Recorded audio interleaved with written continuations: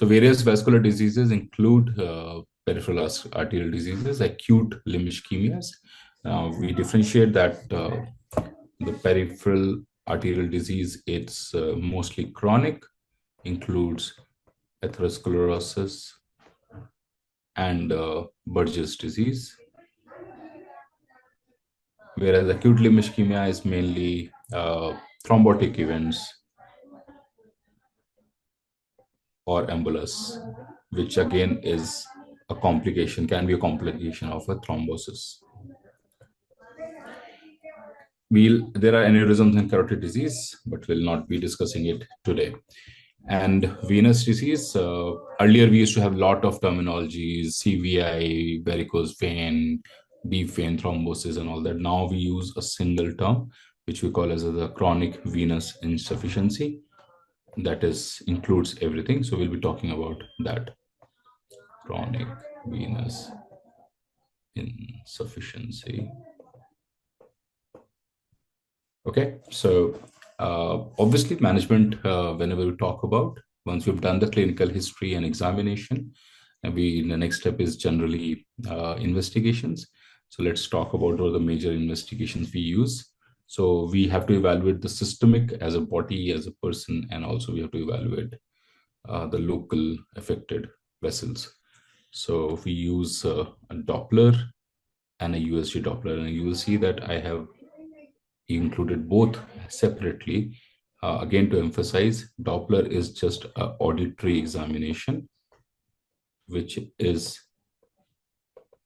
basically you're just auscultating for the sounds of the pulse. Whereas this is more visual. So when you combine Doppler plus USG, typically a B mode, then it becomes a USG Doppler. So they both are different things. So we use both for clinical examination in clinic, in OPD, in ward, we generally use Doppler. And then for more specialization, we use USG Doppler. USG Doppler typically is a operator dependent investigation, which tells us about the block, the nature of vessels, the runoff, and all those things. So it is by far the most important investigation in vascular system. As soon as you're done with your examination and history taking, and typically this is the next step. So very often examiners will ask you that what's the next step. Typically in vascular disease cases, it is a USG Doppler of the involved site, and sometimes bilateral. For example, if it's a lower limb, you want to compare it with the other limb, as well as and many diseases like atherosclerosis, if they are on one side, they can also be on the other side without even there being clinical symptoms. CT and MR typically we reserve when we want to plan an intervention. That is when these come in. Otherwise, generally we don't use. Conventional angio, where we inject the dye in a large artery and then it flows down. That is called as a conventional angiogram or a contrast angiogram. Or DSA is a digital subtraction angiogram, where we remove all the background bones and soft tissues and everything and that is called as DSA. It is used while doing the procedure.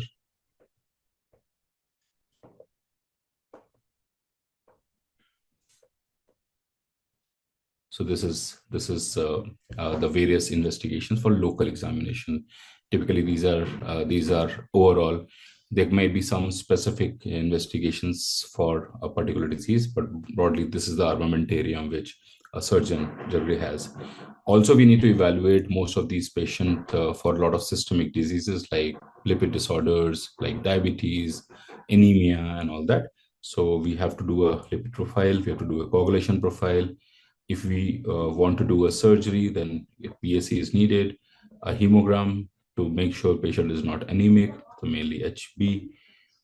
Diabetes is very important, urea creatinine, because we'll be using a lot of contrast during investigations and the management. then patient should be having a good kidney reserves. To look for any cardiac or any thrombotic events happening, we need to do carotid Dopplers, echo, ECGs. And as I said, try to evaluate the opposite limb as well, so that we can pick some the things which are growing at the early stage. So these are various things.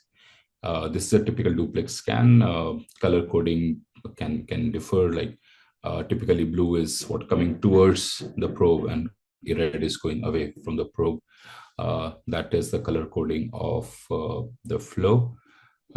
We can know the level of block, how many blocks are there, are there any collaterals around, and what is the kind of flow. It's a three waveform flow. So it's a single waveform, or it's a triphasic waveform. And the best part about this is that it's easily available.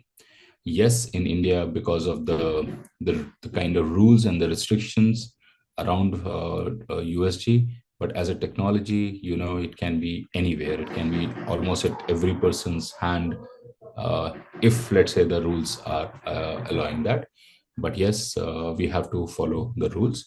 But still, then I think this is a very, very common investigation modality, very easy to learn also. And I urge all the surgeons friends to learn a basic ultrasound techniques, uh, and Doppler technique also, the auscultatory Doppler also. So these two things. This is a typical CT and MR angio, again modality of choice when an intervention is being planned. Otherwise, in every case, you do not need to. Let's say you get a case where it's a minor disease and you decide that, okay, medical management is a thing. Maybe at that stage, CT angio is not in order. But as soon you think that, okay, now we need to plan something, some intervention is needed, CT angio it basically gives you the blueprint or the roadmap so that you can plan the management. That is the role of CT or MR angiogram. Conventional angio is something looks like something like this. You would have seen in cardiac or anything. It is typically now, nobody does it for diagnostic because CT angios are very good. So you do it while doing the intervention. When you're putting stent or dilating it, then at the same time on the table, you do a angiogram to guide you where the catheter has to go. So this is only as a part of intervention. Again, in some cases, when contrast cannot be given, in those cases, we use carbon dioxide arteriogram. Now, carbon dioxide, because it's already there in the blood, it's a very good agent which can be given in CO2 in controlled manner, and it can opacify a thing. As you can see, it's typically it is white in color, whereas the other thing is typically you'll see as black or a negative contrast. It is gas, so obviously it replaces, it appears as white in the screen. So it's very different. So used in cases of renal failure, in case of contrast allergy, then you can use CO2 or carbon dioxide arteriography.